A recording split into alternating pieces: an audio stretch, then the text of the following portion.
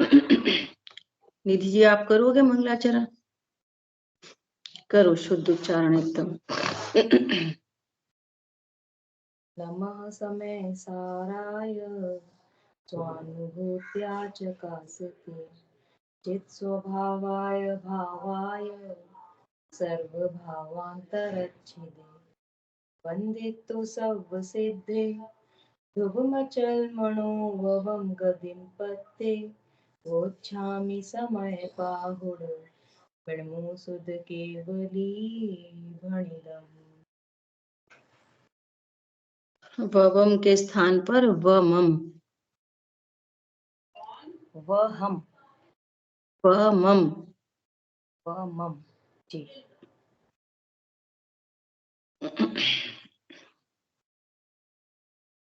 एक minute screen पे है ना ये मंगलाचरण लगाएं। वंदित तु सर्व सिद्धे पहला, चलो कल लगा देंगे।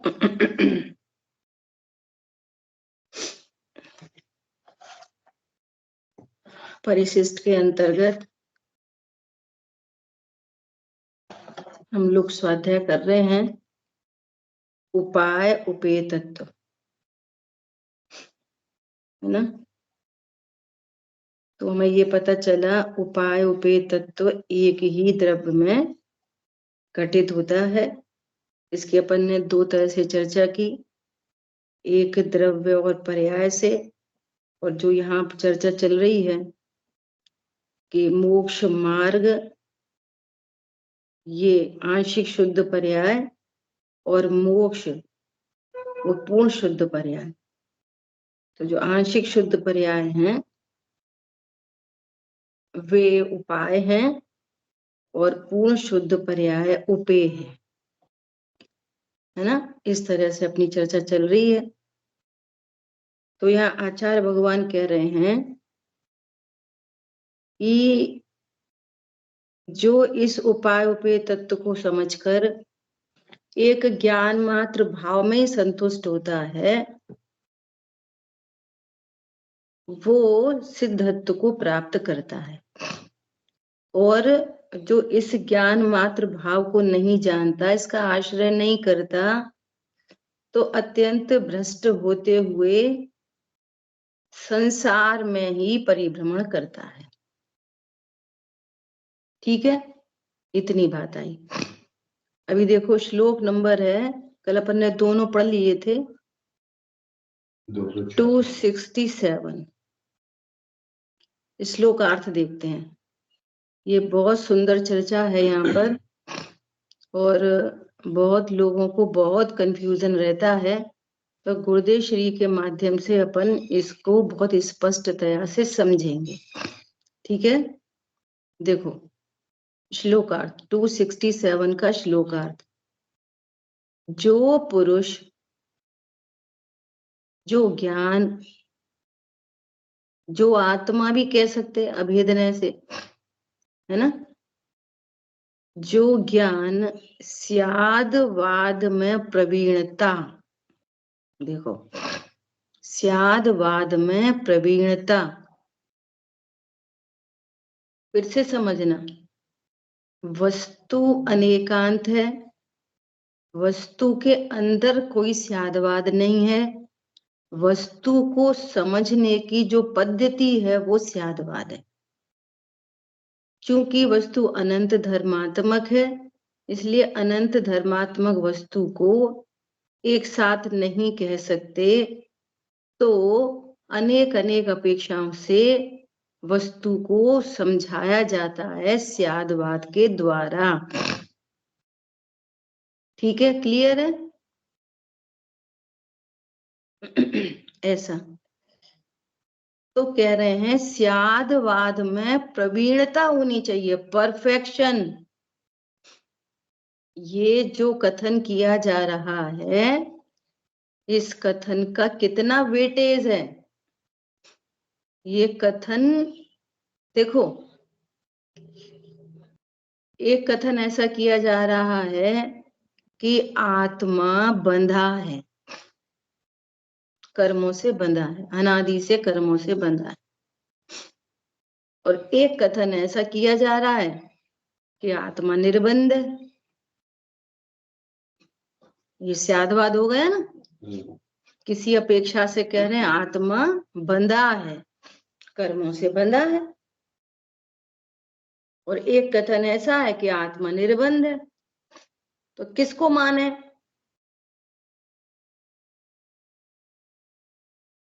कि दोनों को माने। तो दोनों को माने तो कैसा माने? तो कंफ्यूजन है, बंधा माने कि निर्बंध माने। अब ये देखो, ये किस नय का कथन है? आत्मा कर्मों से बंधा हुआ है, ये किस नय का कथन है?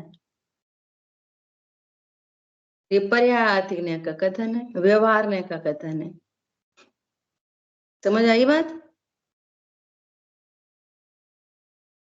आत्मा निर्बंध है, ये किस न्याय का कथन है? कि ये निश्चय न्याय का कथन है। तो निश्चय न्याय के कथन को कैसे जानना? ऐसा ही है।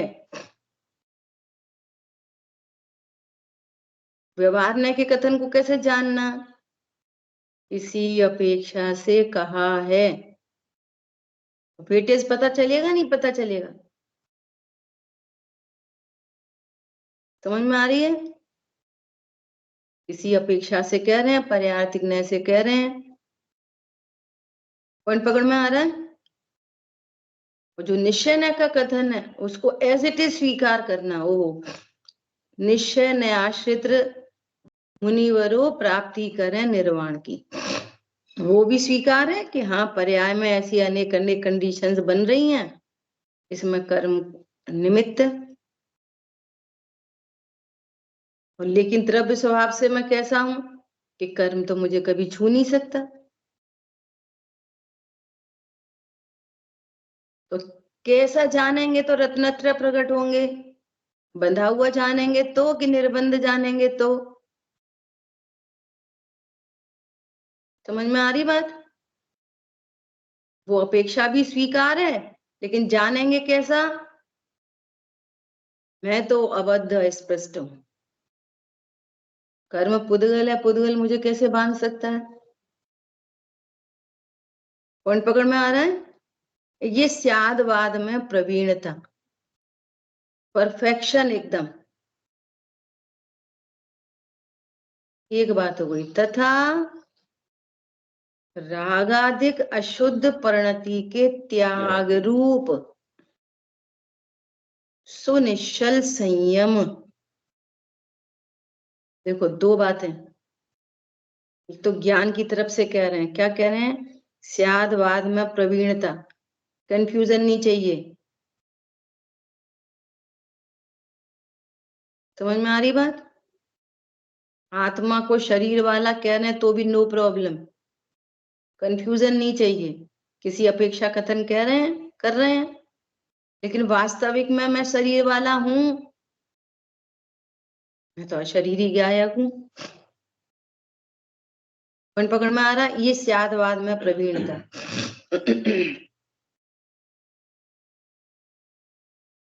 पॉइंट समझ में आ रहा है शांतनु? स्यादवाद में प्रवीणता, ये ज्ञान है ना। और ऐसा होने पर क्या हुआ? कल बात की थी, एक घटना घटित होती है। क्या घटित होती है? कि रागाधिक अशुद्ध परिणति का त्याग हो जाता है और वीत रागता प्रकट होती है। तो ये राग आदि का अभाव होना और वीतरागता का प्रकट होना, ये क्या है? क्रिया हुई, क्रिया।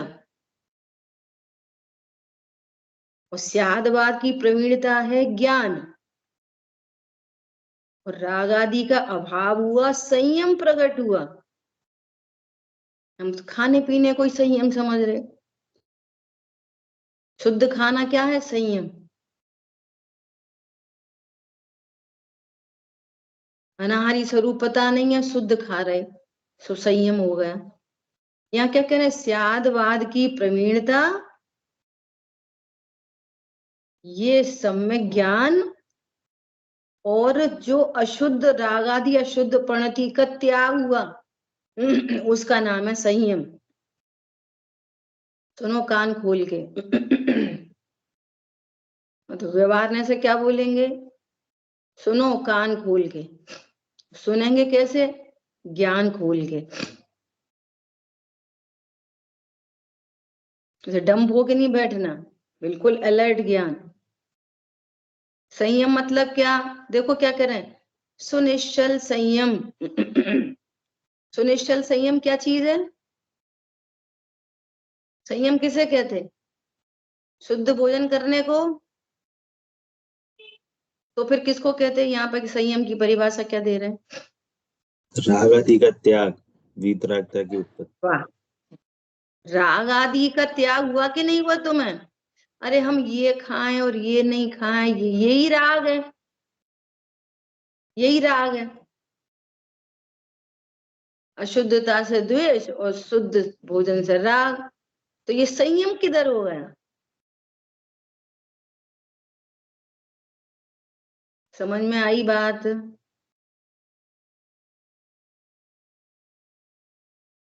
देखो अभी और चर्चा करनी है इस पे, पर ये इतना पक्का करना। तो क्या बोल रहे हैं? संयम इन दोनों के द्वारा अपने में उपयुक्त रहता हुआ, अपने में ही युक्त है, हो गया वो तो। अभी तक देह वाला समझ रहा था, राग वाला समझ रहा था, कर्मों से बंधा समझ रहा था, अब क्या समझ रहा है? ओहो मैं तो भगवान आत्मा हूँ, ध्रुव हूँ, परिपूर्ण हूँ, ज्ञान स्वरूप हूँ, ऐसा अपने में उपयुक्त हो गया। हरी बात ख्याल में? अर्थात अपने ज्ञान स्वरूप आत्मा में उपयोग को लगाता हुआ प्रतिदिन अपने को ही भाता है। निरंतर अपने आत्मा की भावना करता है, वही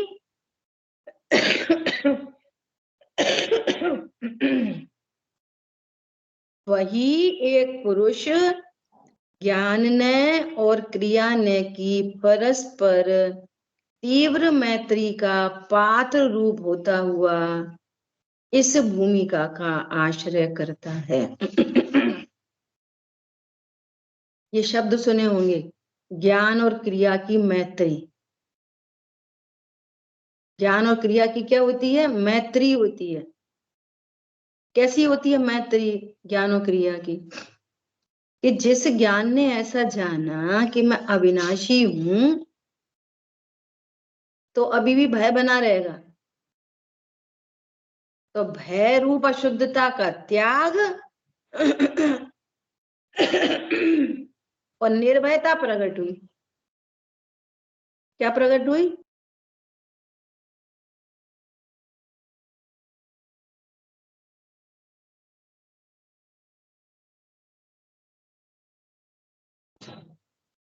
क्या प्रकट हुई? निर्भयता। तो ऐसे सम्यक ज्ञान और निर्भयता की क्या है? मैत्री।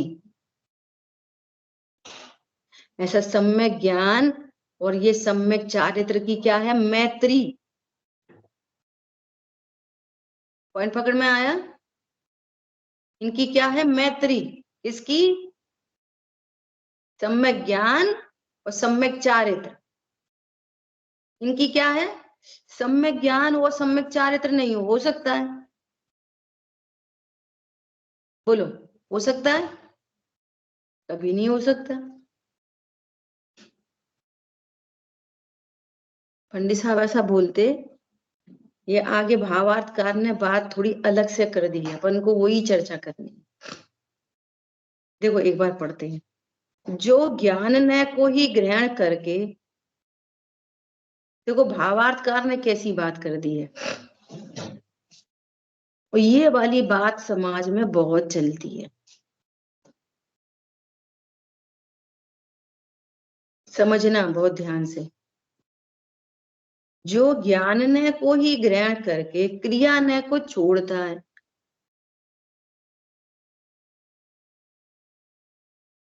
अब समझना बात को,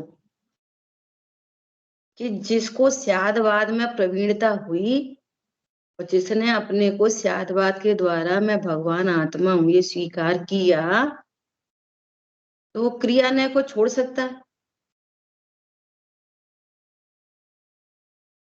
छोड़ सकता है? अरे जिसने स्वीकार किया उसको राग आदि का परिहार हो गई और वीतरागता प्रकट होगी, संयम प्रकट होएगा। और जिसको संयम प्रकट नहीं हुआ है, इसका मतलब क्या हुआ? उसके पास ज्ञान नय नहीं है, स्यादवाद में प्रवीण नहीं हुआ। ऐसा कैसे हो जाएगा कि तुम ज्ञान को स्वीकार करो, क्रिया को स्वीकार नहीं करो? वे तो जैसे ही स्वभाव सन्मुख हुई परिणति, तो सम्यक दर्शन, सम्यक ज्ञान, सम्यक ज्ञान तीनों उत्पन्न एक साथ होते हैं। तो पंडित साहब कहते हैं कि ज्ञान अकेले ज्ञान, ज्ञान से क्या होता है, अकेले ज्ञान, ज्ञान से। पंडित साहब कहते हैं ज्ञान अकेला होता ही नहीं है। हमें ज्ञान ज्ञान हो गया, सम्यक दर्शन हुआ नहीं, सम्यक चारित्र हुआ नहीं। या हमें सम्यक चारित्र तो है, कुछ बाह्य क्रिया पाल के संयम तो है। अभी मैं सम्यक दर्शन की हम कोशिश कर रहे, संयम तो है हमारे पास। क्या है हमारे पास? संयम तो है। क्यों संयम क्यों है तुम्हारे पास? देखो हम ऐसा खाते, ऐसा खाते, ऐसा खाते, हम वहां नहीं जाते, वहां नहीं जाते, वहां नहीं जाते, तो संयम तो है। लेकिन हम सम्यक दर्शन की क्या कर रहे? कोशिश। अरे समझ में आ रही है? जिसके पास ज्ञान है उसके पास क्रिया नय है, जिसके पास क्रिया नय है उसके पास ज्ञान नय है। ये गड़बड़ी कहाँ से आ रही है कि तुम एक तरफ देख रहे हो ज्ञान और दूसरी तरफ देख रहे हो शरीर, शरीर की क्रिया। यह शरीर की क्रिया की बात नहीं चल रही है भाई साहब। शरीर की क्रिया का तो अत्यंत भाव है। उपाय उपेय तत्व तो एक ही द्रव्य में घटित होगा। समझ में आई बात? शरीर की क्रिया से तो अत्यंत भाव है, वे होती हैं वो अलग बात है। लेकिन वे जो शरीर की क्रियाएं होती हैं वे कौन सा तत्व है? कल बात चली थी, द्रव्यलिंग है। वो कौन सा तत्व है द्रव्यलिंग के अंदर? द्रव्यलिंग भावलिंग की मैत्री है। तो द्रव्यलिंग में कौन से तत्व है द्रव्यलिंग के अंदर? बोलो, कल मैंने लास्ट में बात की थी। अनम्यूट करके बोलो। अजीव और आश्रव। बहुत बढ़िया, अजीव और आश्रव तत्व। तो अजीव और आश्रव तत्व तो मेरे से दोनों भिन्न है, न्यारे हैं। पॉइंट समझ में आया? वे होते हैं वो मैटर अलग है, लेकिन ज्ञान और क्रिया क्या चीज है? ज्ञान और क्रिया तो आत्मा में ही घटित हो रहे हैं।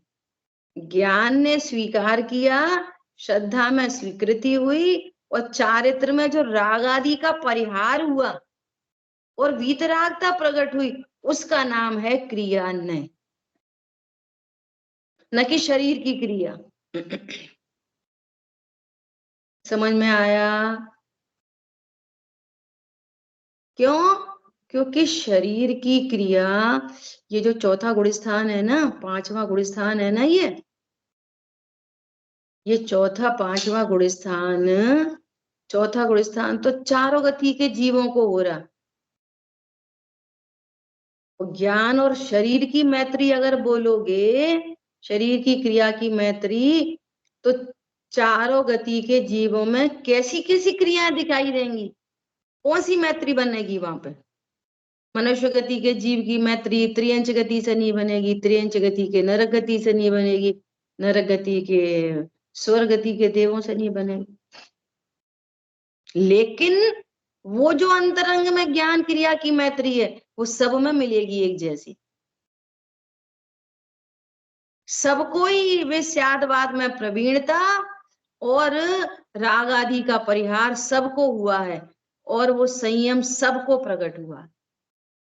ये ज्ञान क्रिया की मैत्री चारों गति के जीवों में मिलेगी। समझ में आया? टेक्निकल बात है बहुत समझने की, ठीक है। देखो भावार्थ में क्या लिख दिया,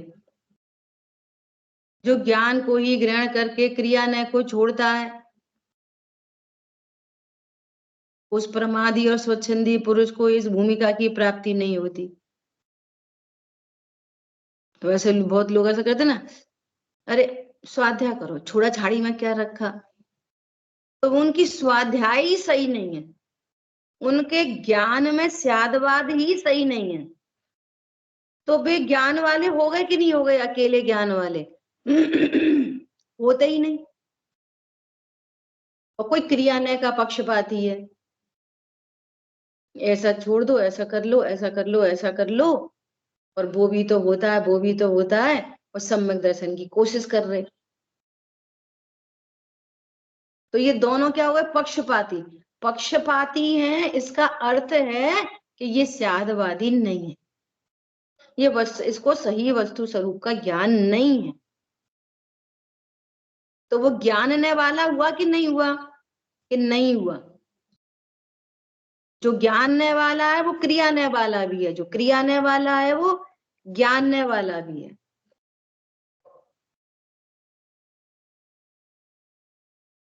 तो ये बताओ हम छोड़ें कि नहीं छोड़ें। कि हम ये बता रहे कि तुम अनाहारी स्वरूप का नक्की करो। क्या बोला, तुम अशुद्ध खाएं कि शुद्ध खाएं, कि तुम ये नक्की करो मैं जीवराज हूं। जो ये नक्की करता है फिर सबको जीव जानता है।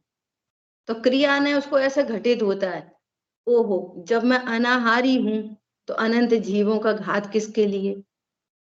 तो सहजपने उसके राग आदि का परिहार होता है और बाहर की चीजें छूट जाती हैं। अब वे छूट जाए कि मत छूट जाए, वे छूट जाए तो भी वो क्रिया नहीं है, ये पकड़नी है बात। वे छूटती हैं, गुण स्थान प्रमाण छूटती हैं, घटता हुआ अशुभ होता ही है, पहली बात हो गई। गुण स्थानों में, गुण स्थान जैसे जैसे बढ़ते हैं ना, तो घटता हुआ अशुभ होता ही है, अशुभ घटता चला जाता है। पहले अन्याय अनीति अवक्ष का त्यागी होता है, पर उससे पूर्व ये नक्की करना कि मैं ज्ञान स्वरूप हूं, तो अवक्ष अन्याय अनीति क्या है, मैं क्या करता हूं। अवक्ष खाता हूं, अन्याय करता हूं कि अनीति। अरे मिथ्यात्व का सेवन ही सबसे बड़ा अवक्ष है, मिथ्यात्व ही सबसे बड़ी अनीति है, और मिथ्यात्व ही सबसे बड़ा अपने प्रति अन्याय। और मिथ्यात्व छूटे बिना अन्याय अनीति अवक्ष छूटता ही नहीं है। ये मिथ्यात्व के अवक्ष को छोड़ो पहले, क्या कहा, फिर दूसरे अवक्ष भी छूटेंगे, पूर्वचर भूमिका में छूट जाते हैं जीवों को, लेकिन वो क्रियान्वय नहीं है। क्या कहा, सहचर छूटते हैं, उत्तरचर में छूटते हैं। कल बात हो चुकी पहले ही सब व्यवहारने की। कषाय जैसे जैसे मंद होती है छूट जाता, कषाय इतनी मंद हो गई कि 28 मूल गुण हो गए, भार में 28 मूल गुण है और अन्याय नीति अवक्ष छूटा नहीं है। उनको भी नहीं छूटा अन्याय नीति अवक्ष। हाँ मिथ्या तो सबसे बड़ा अन्याय नीति अवक्ष। रोज शाम को आके मुनि भगवान से, आचार्य भगवान से प्रतिक्रमण मांगते हैं, लेकिन अंतरंग में तो अतिक्रमण चल ही रहा है। कैसे हो प्रतिक्रमण, समझ में आ रही है बात। ऐसा जो क्रिया न्याय को ही ग्रहण करके ज्ञान न्याय को नहीं जानता, उस व्रत समिति गुप्ति शुभ कर्म से संतुष्ट पुरुष को इस निष्कर्म भूमिका की प्राप्ति नहीं होती। ये पक्षपाती है।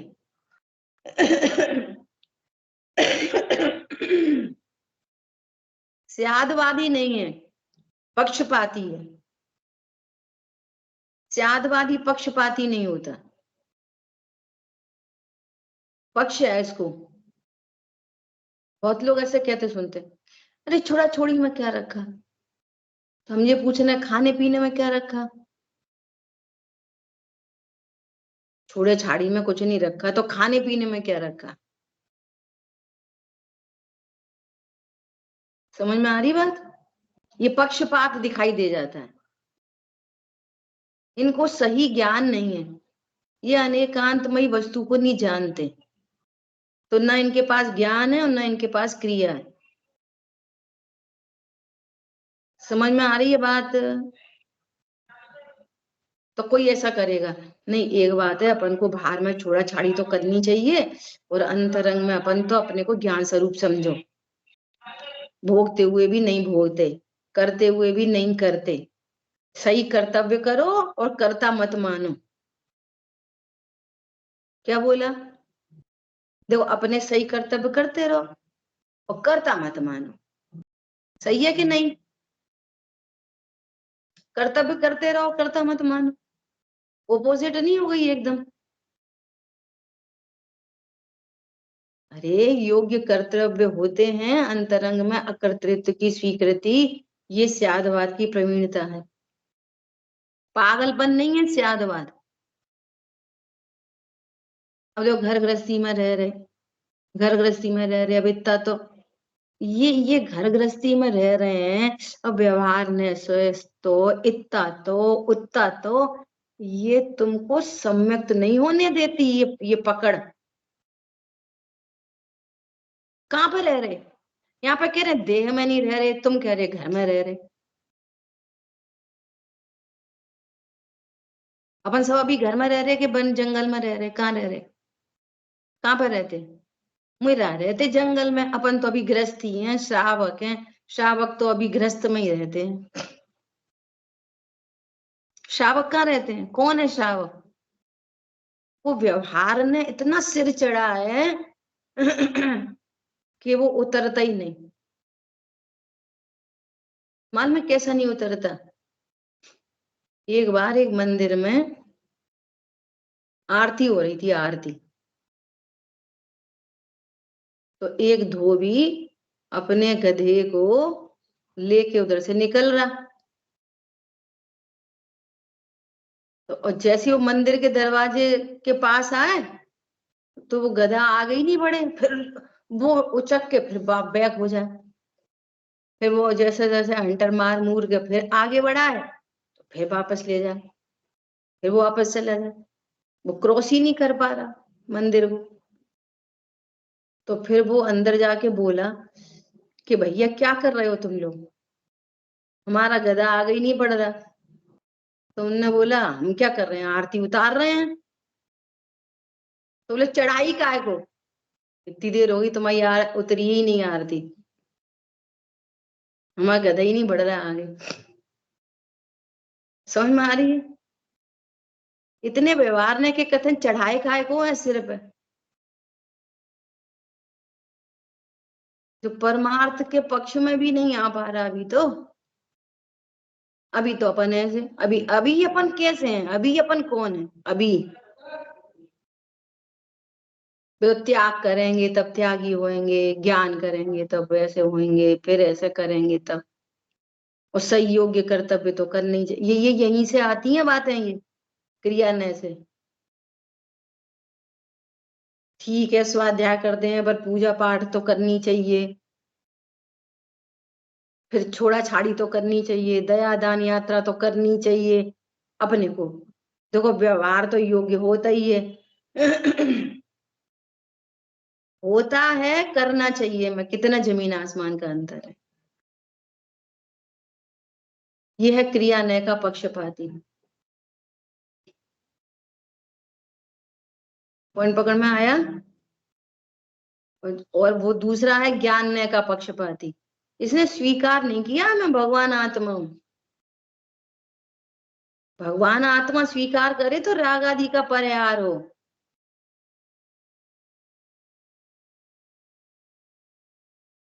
कल परसों भी बात आई थी है ना, डॉक्टर ने ऐसा बोला आप निश्चिंत रहो, खांसी नहीं जा रही, जा ही नहीं रही, सब कह रहे माँ दिखाओ, यहाँ दिखाओ, वहां दिखाओ। फिर उनको पूछा आप तो ये बताओ हम कितने दिन में सही होंगे? उनने कहा लगेंगे 3-4 दिन, है ना। तो अभी कैसे हो गए? रिलैक्स। अब उनको बोलो आप तो वैसे ही कह रहे हो, पता नहीं ठीक होंगे कि नहीं होंगे, आप तो वैसे ही कह रहे हो। ऐसा कोई बोलता है? उनने बोला और यहाँ रिलैक्स। बड़ी बड़ी MRI रिपोर्ट हुई, बड़े बड़े एक्सरे हुए, है ना। और पता नहीं क्या क्या जो जो कुछ होता है आजकल, पूरी ब्लड टेस्ट ये वो। और कोई बड़ा डॉक्टर आया और उसने सारी रिपोर्ट देखी, कुछ नहीं है, सब एकदम बढ़िया है। तो क्या बोलेंगे? नहीं आप तो वैसे ही कह रहे हो, आप तो वैसे ही कह रहे हो, ऐसा बोलते हैं डॉक्टर को। नहीं ऐसा कैसे, हमने देखो 5,000 की MRI कराई है, कुछ तो बोलो, कुछ तो कहो, हैं? कहते हैं कभी ऐसा? इतने बड़े डॉक्टर ने बोला है रिलैक्स, इतने बड़े भगवान ने बोला है, सर्वज्ञ देव ने बोला है, तू ज्ञान स्वरूप है, रिलैक्स, काम खत्म। बोलो नहीं वो तो वैसे ही अभी बुद्धि बुद्धि में, बुद्धि ही तो है हमारे पास, और क्या है। समझ आई बात? रिलैक्स। नहीं देखो माँ पे भी लिखा है, यहाँ पे भी लिखा है, माँ पे शरीर वाला लिखा है, माँ कर्मों से बना लिखा है, यहाँ पे लिखा है, कर्णान युग में लिखा है, चरणान युग में लिखा है, ऐसे करो वैसे करो। बोलो क्या करेंगे? पक्षपात करेंगे? कितनी गजब की बात है।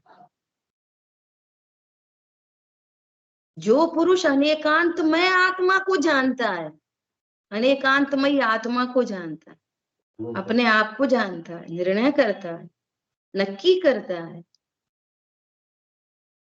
जो इन्होंने प्रश्न पूछा था ना, कोई प्रश्न पूछता है मुझे बहुत दिन तक चलता रहता है, उस संबंधी चिंतन चलता है। अच्छा बढ़िया। कि अभी जो हमें बुद्धि के स्तर पे है वो व्यवहार कहलाएगा कि नहीं कहलाएगा? सुनो बिल्कुल नहीं कहलाएगा, एक एक नए से शादवाद है ना, वो तब कहलाएगा व्यवहार जब आप नक्की करोगे। सुन लिया बुद्धि के स्तर पे, नक्की कुछ नहीं किया, नक्की करो वो तो व्यवहार की कोटि में आएगा। समझ में आई बात? निर्णय कर रहे हैं, डिसीजन मेकिंग हो रही है, निर्णयात्मक बात हो रही है, ये बनेगा व्यवहार। बुद्धि के स्तर पर उसको क्या बोलते हैं, कलेक्शन करेंगे, कलेक्शन,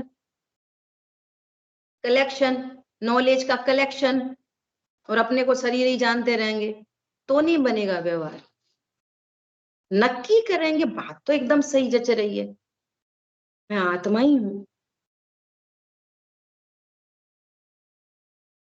कभी किसी को पेट में दर्द हुआ कि नहीं हुआ है? कभी कभी हुआ होगा ना, एक आध बार पेट में दर्द। नक्की करो, पेट में दर्द कभी नहीं होता, नक्की करो, अब पूरा निश्चित करो, कैसे नहीं होता? सारी दुनिया बोल रही है पेट में दर्द, यहाँ पर कह रहे पेट में दर्द नहीं होता, नक्की करो कैसे नहीं होता। वो तो पुद्गल का परिणाम है, शरीर में थोड़ी दर्द वर्द होता है, दर्द तो फीलिंग बॉडी का विकार है। शरीर में फीलिंग बॉडी है, आत्मा फीलिंग बॉडी है, तो ये विकारी पर्याय आत्मा की है, शरीर की है। तो दर्द आत्मा में हुआ कि शरीर में हुआ? बोलो। अभी नक्की नहीं कर पाएंगे, जो नक्की नहीं कर पाएगा ना, तो फिर उसको ज्ञान क्रिया ने की मैत्री बनेगी नहीं। खाली सुन लिया छोड़ दिया, फिर सुन लिया फिर छोड़ दिया। और जिसने नक्की किया और फिर वो कहे अरे यार तो बहुत पेट में दर्द हुआ, तो बैकग्राउंड में वो उसको पता चलेगा ये व्यवहार का कथन है, ये स्यादवाद डेवलप हो जाएगा उसको, ये तो ये मेरा ही विकार है। शरीर में से नहीं आया। दर्द शरीर में से आया, आत्मा में से आया। नरक में कितना दुख दर्द है, कितना दुख है नरक में, दुख ही दुख है। नरक में दुख है कि जो उस प्रतिकूलता का लक्ष्य करता है, उसको प्रतिकूल समझता है अपने लिए, वो दुखी होता है। और जिसके जिसके ज्ञान में स्यादवाद है, अनेकांतमय वस्तु है, ऐसे चिन्ह मूरत दृगधारी। और उधर भजन भी कैसा लिखा है, बाहर नारकृत दुख भोगे, अंदर सुख रस घटा घटी। भोगे नहीं, दिखे, हम तुमको दिख रहा है, अंदर सुख रस घटा घटी। और जितना परलक्ष्य है उतना दुख भी है, अप्रत्याख्यान प्रत्याख्यान संबंधी। तो दुख नरक में से आ रहा, शरीर को काटने पीटने से आ रहा, अनेकांतमय वस्तु को जो जानता है तथा सुनिश्चल संयम में प्रवृत्त है। देखो, जानता है सो ज्ञान ने, और सुनिश्चल संयम में प्रवृत्त है वो क्रिया ने। शरीर की क्रिया नहीं, शरीर की क्रिया की बात नहीं चल रही। देखो कैसे अर्थ निकल जाते हैं इनमें से। अभी पढ़ेंगे अपन गुरुदेव शरीर से तो अपने को और स्पष्ट होगा। सुनिश्चल संयम में प्रवृत्त है, अर्थात राग आदि अशुद्ध प्रणति का त्याग करता है। जो स्वभाव सन्मुख होता, नियम से राग आदि का त्याग होता है। स्वभाव सन्मुख हो और राग आदि का त्याग नहीं हो, बनेगी बात ऐसी कभी भी? कभी नहीं बनेगी। इसको मैंने बोला था कल तैयारी के लिए कि एक घटना घटित होती है। क्या घटित होती है? राग आदि छूटते हैं और आनंद प्रकट होता है। यह है आत्मा की क्रिया। शरीर की क्रिया आत्मा की क्रिया नहीं है। पैरेलली शरीर की क्रिया भी कुछ कुछ कुछ कुछ दिखाई देंगी, परंतु वो क्रिया नहीं है। वो तो अनंत, वो तो उनसे तो अत्यंत अभाव है।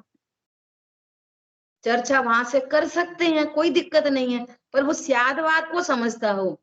ये तो असद्भुत व्यवहारने का कथन है, मेरी सत्ता में ही नहीं है उसका कथन किया जा रहा। यदि शरीर की तरफ से कोई कथन आता भी है तो क्या समझना चाहिए? ये तो असद्भुत व्यवहारने का कथन है। मेरे द्रव्य गुण पर्याय की सीमा से बाहर जो चीज है उनकी बात चल रही है, उससे मेरा क्या संबंध है, क्या लेना देना है? समझ में आया? फिर क्या कह रहे हैं? और इस प्रकार जिसने ज्ञान ने तथा क्रिया ने की परस्पर तीव्र मैत्री सिद्ध की है, वही पुरुष उस ज्ञान मात्र निज भाव में भूमिका का आश्रय करने वाला है। ये करता है ज्ञान का आश्रय।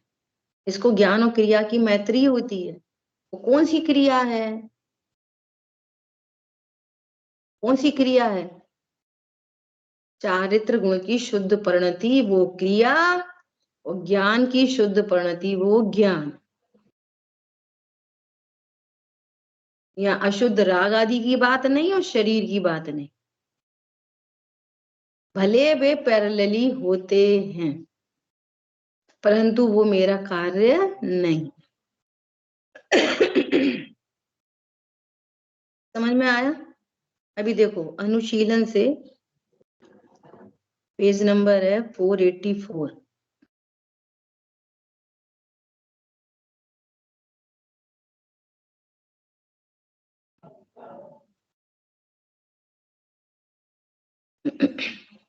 तो गुरुदेव श्री का भी अपन एक प्रयोग देखेंगे अभी।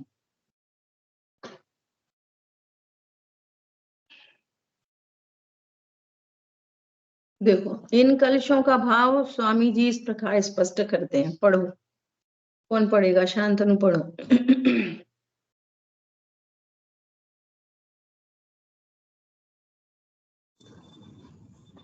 जिस पुरुष के अंतः पुरुषार्थ द्वारा मोह का नाश हुआ है।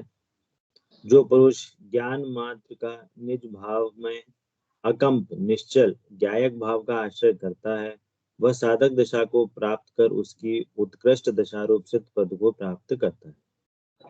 भाई देखो कितनी दया क्लियर पालना, बात, क्या क्लियर बात है। अंतः पुरुषार्थ द्वारा मोह का नाश करता है, दर्शन मोह चारित्र मोह, इसका नाश करता है।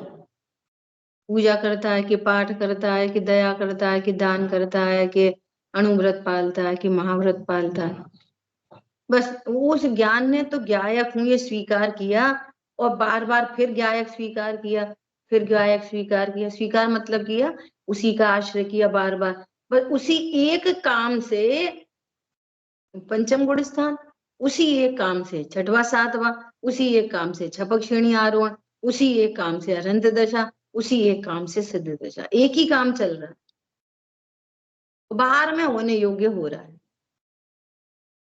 उनकी जिम्मेदारी मेरी नहीं, उनकी जिम्मेदारी कर्मों की है और जिसकी हो उसकी है, मेरी कोई जिम्मेदारी नहीं।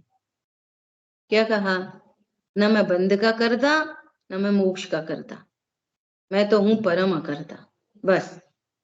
और परम अकर्तृत्व का आनंद आनंद आनंद आनंद बढ़ता चला जा रहा है। तो जो आनंद बढ़ता चला जा रहा है वो है क्रिया ने, और स्वभाव का जो आश्रय लिया जा रहा है वो क्रिया ने, वो ज्ञान ने। कौन बोलेगा ये सेंटेंस, शांतनु बोलो।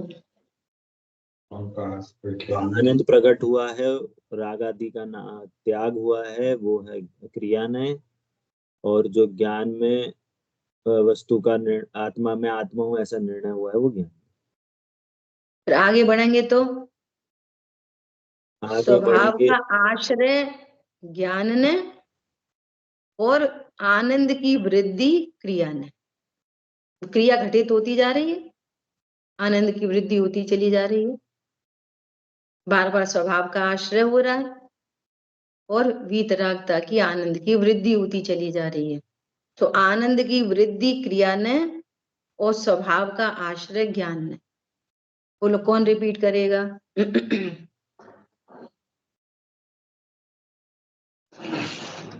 जल्दी स्वभाव का आश्रय ज्ञान ने और आनंद की और वृद्धि होना क्रिया ने। बहुत बढ़िया, ठीक है आगे पढ़ो।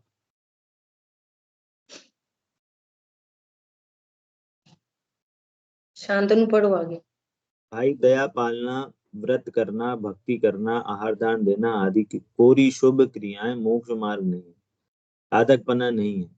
ये साधकपने की मोक्ष मार्ग की अवलंबन भी नहीं है। ले हाँ, अशुभ से बचने के लिए ज्ञानी को भी ये सब शुभ भाव आते हैं, परंतु ये धर्म नहीं। अब देखो यहाँ पे भी समझना है सब लोग ध्यान से सुनना। कह रहे हैं न तो ये दया पालना, भक्ति करना, आर्दान देना मोक्ष मार्ग तो है ही नहीं, मोक्ष मार्ग के साधक भी नहीं है, अवलंबन भी नहीं है, बल्कि ये मोक्ष मार्ग में रुकावट है। क्या बोला, जब तक ये चलते रहेंगे तब तक हुड़िस्तान नहीं बढ़ेगा आगे। समझ में आ रही है, कितने लोग समझ पा रहे हैं। जब तक 28 मूल गुण पलते रहेंगे ना तब तक छपक श्रेणी आरोहण नहीं होगी। 28 मूल गुण का विकल्प छोड़कर स्वभाव सन्मुख होना होता है, तब छपक श्रेणी आरोहण होता है। तो अवलंबन भी नहीं है, समझ में आ रही है, कोई हेल्पिंग हैंड नहीं है ये सब, बल्कि रुकावट है मार्ग की। और आचार्यों ने तो ऐसे शब्द लिखे हैं कि बाधक तत्व है, और ऐसा लिखा है चारित्र का मल है ये, मल। मल तो सुखदाई कभी नहीं, चारित्र का मल ही तो है रेस्ट ऑफ। इनका अभाव होना है कि इनको पालने हैं, राग आदि का अभाव करना है कि पालने हैं। अब देखो गुरुदेव श्री ने एक और बात बीच में डाल दी, क्या, अशुभ से बचने के लिए ज्ञानी को भी ये सब शुभ भाव आते हैं। अब बहुत सारी जिनवाणी तो अज्ञानी की भाषा में लिखी जाती है, तो बचने के लिए अचने के लिए कुछ जानबूझ के नहीं होते। क्या बोला?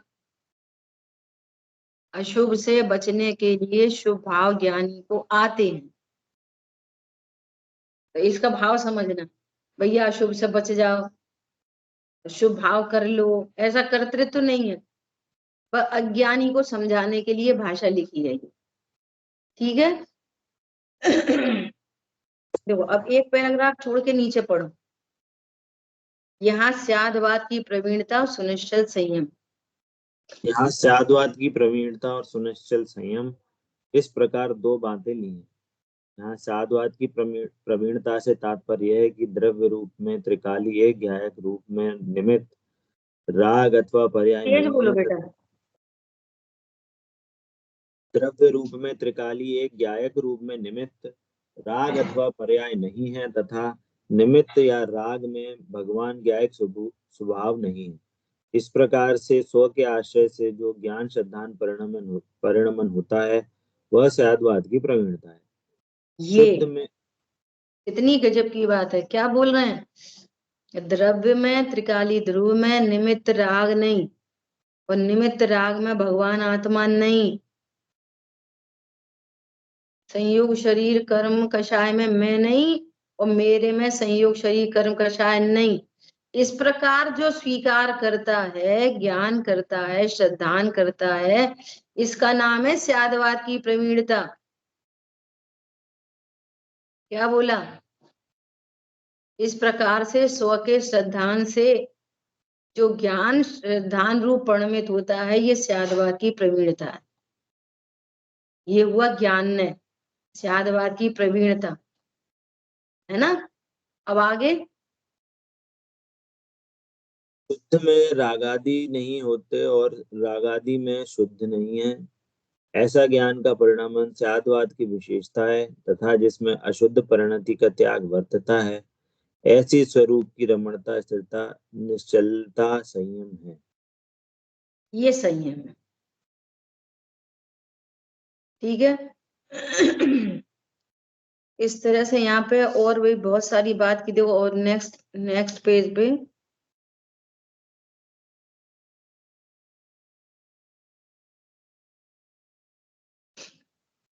थर्ड है भगवान आत्मा।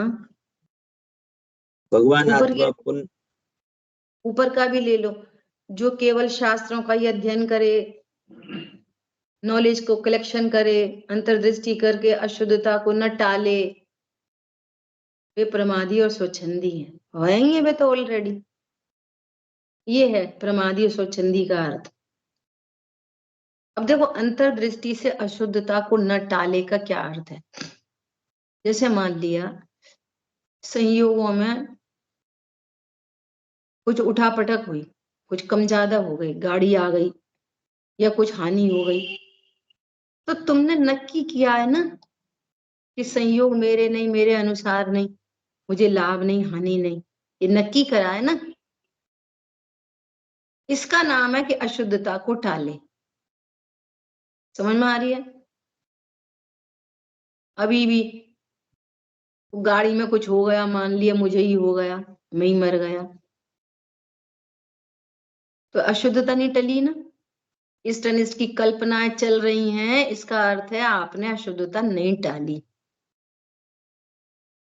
और इष्ट अनिष्ट की कल्पना नहीं है तो अशुद्धता टल रही है।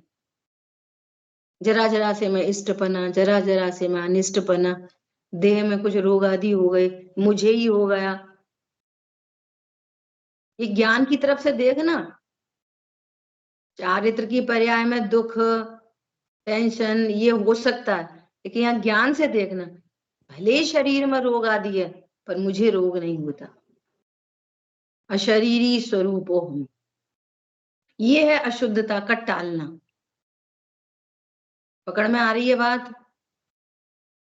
दुख दर्द आकुलता वो चीजें हो सकती हैं, लेकिन ज्ञान तो करेक्ट हो कि शरीर में, अरे शरीर छूट जाने पर भी मेरा कुछ नहीं छूटता। समझ में आ रही बात? देखो आगे। भगवान आत्मा पुण्य पाप से रहित चिन्मात्र ज्योति स्वरूप है। उसके अंतर्मुख होकर स्व संवेदन अर्थात अपने ही से अपना वेदन करना ज्ञान है तथा उसी में स्थिर होकर अशुद्धता का त्याग शुद्ध परिणति रूप से परिणमना संयम है, क्रिया नहीं है। सम्यक ये ज्ञान आत्मज्ञान व राग के अभाव रूप संयम दोनों में गाढ़ मैत्री है। यह ज्ञान नहीं व क्रिया नहीं की मैत्री। ये है ज्ञान और क्रिया की मैत्री। वस्तु स्वरूप का ज्ञान वो ज्ञान है, और वस्तु स्वरूप के ज्ञान पूर्वक इष्ट अनिष्ट की कल्पनाएं मिटना, राग आदि का परिहार होना, शांति आनंद प्रकट होना, ये है क्रिया ने। ठीक है, देखो अब एक नेक्स्ट टू नेक्स्ट पेज और है, इसमें थोड़ा सा अपन देखेंगे सावधानी से। 487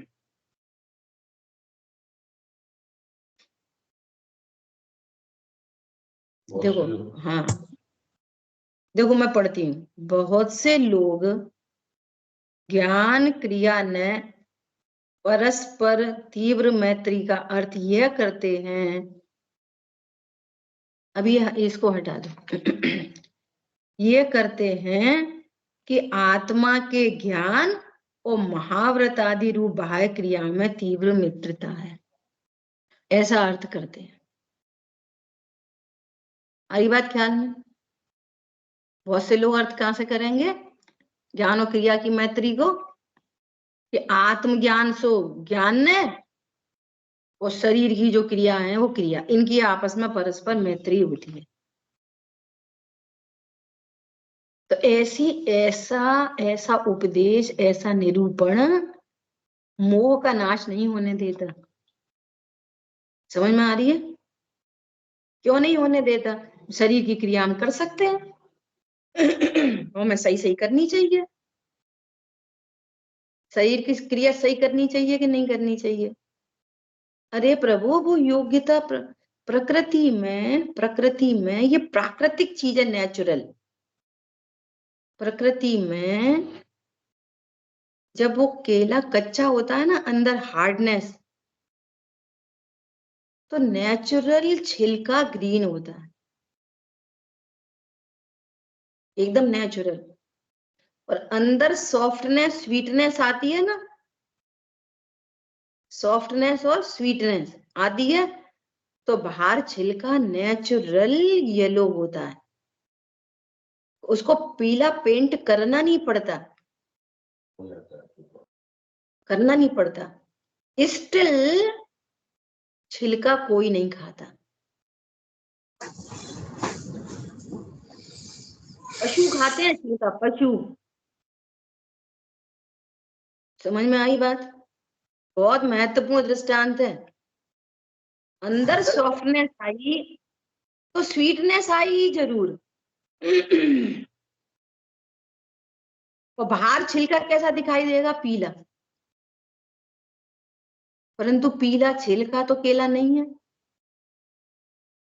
पीले ही देख के खरीद के लाओगे, पीले में ही दाग दबीला हो तो नहीं लाओगे। फिर भी पीले को खाओगे तो नहीं ना। वो कहां पे जाएगा? डस्टबिन में। कहां पे जाएगा वो? पशु खाएंगे, सज्जन तो नहीं खाते छिलका। ऐसे ही अंतरंग में रत्नत्रय की सॉफ्टनेस स्वीटनेस आएगी तो बाहर में वैसी क्रिया दिखाई देंगी, परंतु वो क्रिया हमारी क्रिया नहीं, वो हमारा क्रिया नहीं, क्रिया नहीं। समझ में आया? स्टिल वो मोक्ष मार्ग नहीं। क्या बोला? बाहर में अनुव्रत महाव्रत दिखाई देंगे, परंतु वो मोक्ष मार्ग नहीं, वो मेरी क्रिया नहीं, मैं कर सकता नहीं, कर नहीं रहा, मैं नहीं कर रहा। समझ में आया नहीं आया? बोलो, इससे सरल और क्या होएगा? सो यहाँ पर कह रहे हैं ऐसे ऐसे निरूपण से मोह नहीं टूटता।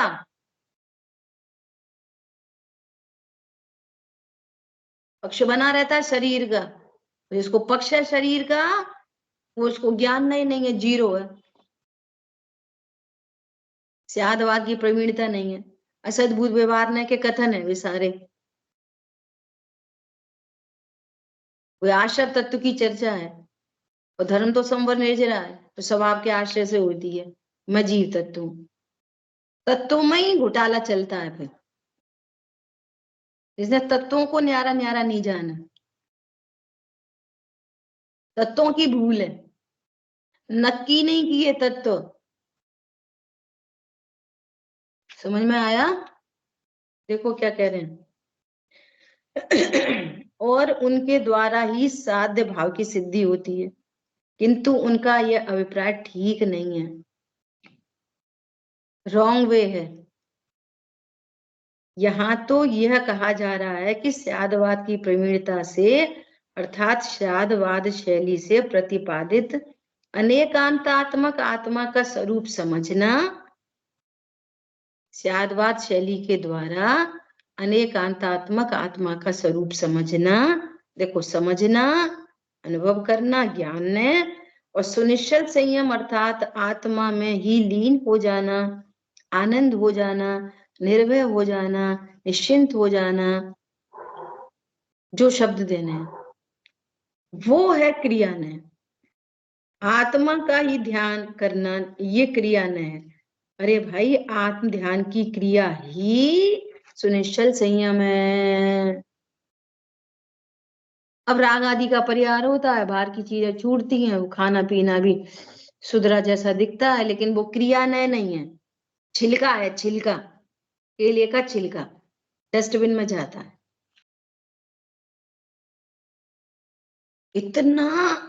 इतना निर्मोह होते हुए देह का परिहार करना ज्ञान में बिल्कुल बिना किसी लाग लपेट के। समझ आई बात? ऐसा। अब आगे एक प्रश्न और आया है, समय तो अपना ज्यादा हो गया आज, इसको पूर्ण करने के लिए थोड़ा सा पढ़ते हैं। आगे एक प्रश्न है कि ऐसा भी तो कहा जाता है कि तीन कषाय चौकड़ी के अभाव की वीतरागता, वो भावलिंग और महाव्रत आदि द्रव्यलिंग, इनमें मैत्री होती है। ऐसा भी तो कहा जाता है। तो वो कह रहे हैं कि ये मैत्री तो उपचार से कही है। इस मैत्री का अर्थ ये है कि वो वीतरागता और साथ में जो राग है वे एक साथ रह सकते हैं, विरोधी होने पर भी वीतरागता और राग एक साथ रह सकते हैं, इसलिए वहां पर मैत्री कही है। वास्तव में वो राग और शरीर की क्रिया, वो हमारी क्रिया, वो वाली ज्ञान क्रिया की मैत्री नहीं है। वहां तो सिर्फ इतना कहना है कि वीतरागता के साथ में राग रह सकता है, सम्यक दर्शन के साथ मिथ्या दर्शन नहीं रह सकता, सम्यक ज्ञान के साथ मिथ्या ज्ञान नहीं रह सकता, लेकिन राग के साथ वीतरागता रह सकती है। समझ आई बात?